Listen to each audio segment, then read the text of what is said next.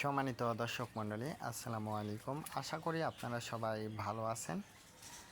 আমি আজকে আপনাদের সঙ্গে একটা বিষয় শেয়ার করব, সেটা হচ্ছে আমার মুরগির খামারে। যেহেতু আমি মুরগিটা ছেড়ে দিয়ে পালন করি, তো এই ক্ষেত্রে কিন্তু আমার একটা বড় সমস্যা হচ্ছে, আমি যেহেতু বায়োসিকিউরিটি মেনটেন করতে পারি না। তো এই জন্য অবশ্যই আমাকে কিছু নিয়মটা মেনে চলতে হবে।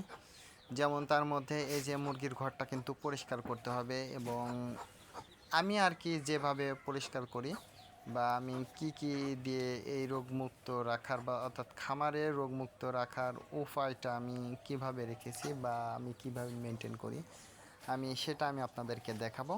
অবশ্য আপনারা যারা খামার করবেন, অবশ্যই আপনাদেরকে একটা বিষয় লক্ষ্য করতে হবে যে পরিষ্কার পরিচ্ছন্নতা কিন্তু খামারের জন্য অতি গুরুত্বপূর্ণ। তে যেহেতু আমার খামারটা পরিষ্কার পরিচ্ছন্ন করতে হবে, তার কারণ যেহেতু মুরগির মলমূত্র থেকে কিন্তু এক ধরনের রোগ জীবাণু সৃষ্টি হতে পারে। তো সেক্ষেত্রে আমার মুরগির ঘরে যেহেতু আমি মুরগিগুলো একটা খাঁচার মধ্যে রাখি, এই যে খাঁচাগুলো আমি বের করে নিয়ে যাচ্ছি, তো এইগুলোকে আমি সম্পূর্ণ কিন্তু এই যে কাঁচির আগা দিয়ে আমি কিন্তু যে পায়খানাটা আছে, তো এটা কিন্তু আমি বের করব। শুধু পায়খানা নয়, ওর যে ফোর বলে ওইগুলো কিন্তু ভিতরে আছে। তো ওইগুলো কিন্তু আমি আশ্রয়া উঠায় ফেলবো। দেখুন আমার মুরগির বাচ্চাগুলো, আমার যেহেতু আমি এই জায়গায় আছি, তো বাচ্চাগুলো চলে যাচ্ছে খাবার খাওয়ার জন্য। আমি ওদেরকে খাবারটা দিয়েছি, যেহেতু আমি কাজ করব, যেহেতু ওরা খাবারের জন্য আছে আমার আমার দেখে। তো আপনারা জানেন যে আমি যেখানে থাকি, আমি যদি খামারের দিকে যাই, অবশ্যই আমার মুরগির বাচ্চা হোক বড় মুরগি হোক, অবশ্যই আমার পিছে পিছে আসবে। তার কারণ ওদের খাবারটা পেট ভরা থাকলেও আমার কাছে আসবে, এই জন্য আমি ওদেরকে খাবারটা দিছি। যাক, এই বিষয়টা এই পর্যন্তই। আমি যে খামারের যে পরিষ্কার পরিচ্ছন্নতার কথা বলছিলাম, দেখুন আমার ঘরটা কিন্তু নোংরা হয়ে গেছে।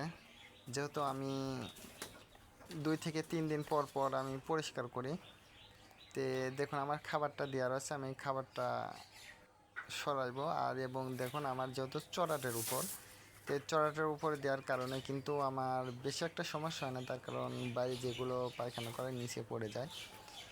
তো এইভাবে আমি পরিষ্কার করতেছি। এবং আমি কিন্তু আপনারা যারা খামার করবেন বা যারা মাটিতে অর্থাৎ ওই যে কাঠের যে বাক্স আছে না, ওই বাক্সতে যারা খামারে অর্থাৎ মুরগিটা রাখেন, তো অবশ্যই আপনারা এইভাবে আপনাদের এই মুরগির ঘরটা কিন্তু পরিষ্কার করতে হবে।